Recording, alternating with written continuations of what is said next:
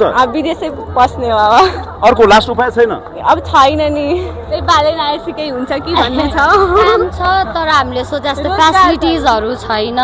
salary छैन अब हामीले धेरै बिहानदेखि साँझसम्म खटेर काम गऱ्यो स्यालेरी भनेको जब त्यति नै हुन्छ 15,000 17,000 त्यति त्यो भाडा तिर्ने कि आफ्नो एजुकेसनमा खर्च गर्ने कि खाने कि त्यही भएर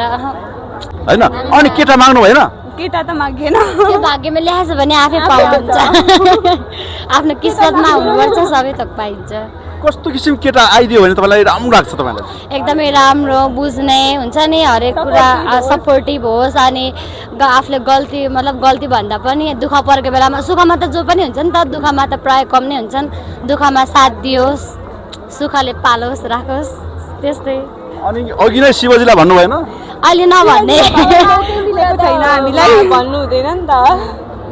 हजुर तपाईले के माग्नुभयो त अब मैले त त्यही भनिहालेँ मैले होइन अब म जे कामको लागि आएको त्यो काममा अब सफलता मिलोस् होइन अनि अब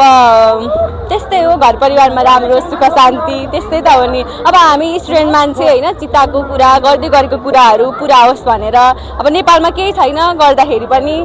अब राम्रो पढेर बाहिर जाँदा छिटो भिजा लागोस् त्यति नै हो नेपालमा काम छैन तपाईँ जस्तो विद्यार्थीलाई हेर्नु है अब म बिङ अ मेडिकल स्टुडेन्ट होइन मतलब मैले मेडिकल पढेँ है अब के चाहिँ छ त यहाँनिर स्कोप न स्यालेरी छ होइन न भने अब हामीले काम गरे अनुसारको हामीले स्यालेरी पनि पाउँदैनौँ नि त अनि अब खट्न पनि हामी खट्छौँ होइन अब स्यालेरी पनि छैन अनि पढ्दाखेरि त्यही त 10-15 लाख 20 लाख खर्च भएको हुन्छ अनि महिनाको हामी 10-12 हजार स्यालेरी खाएर हामीले के गर्ने अब घरदेखि गाडीमा जानु पर्यो आउनु पर्यो खाजा खानु पर्यो अनि घर परिवार हेर्ने कि आफूलाई हेर्ने कि त्यो पढेको पनि हुन्छ नि त अब सक्नेले पैसा तिरेर पढेको नसक्नेले ऋण गरेर पढेको हुन्छ अब त्यो पनि हेर्नु पर्यो अब झन् छोरी भएको ठाउँमा त अब होइन सबै जिम्मेवारी घरको जेठी छोरीमा हुन्छ अनि अब त्यही हो बाबाआमाको अब सबै हुन्छ नि त अब सबै घरको दुःख बुझे पछाडि सबै अब नेपालमा रोजगारी छैन दुःख लाग्यो छैन भने विदेश पस्नु जानै पर्छ बाहिर परदेश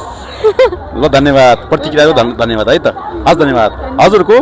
अनि हजुरले के माग्नुभयो मैले त केही माग्नै पाइनँ अब भगवानलाई त मनदेखि माग्ने हो नि त होइन अब भित्र गएर दर्शनै गर्न नपाए पनि अब बाहिर गरे पनि मनबाट माग्ने कुरा हो अब भगवान हुनुहुन्छ भन्ने विश्वास छ नि त सरी मेरो मिस्टेक स्पेशल चाहिँ माग्नुभयो होला के माग्नुभयो अब स्पेशल कस्तो भने अब खासमा अब यहाँ आउने भनेको होइन अब हामी अब गाउँ छोडेर यता आउने भनेको अब खासमा पढाइको लागि हो केही होस् भनेर होइन अब जे कामको लागि आएको छु अब त्यो काममा चाहिँ सफलता मिलोस् बनियोस् त्यही त हो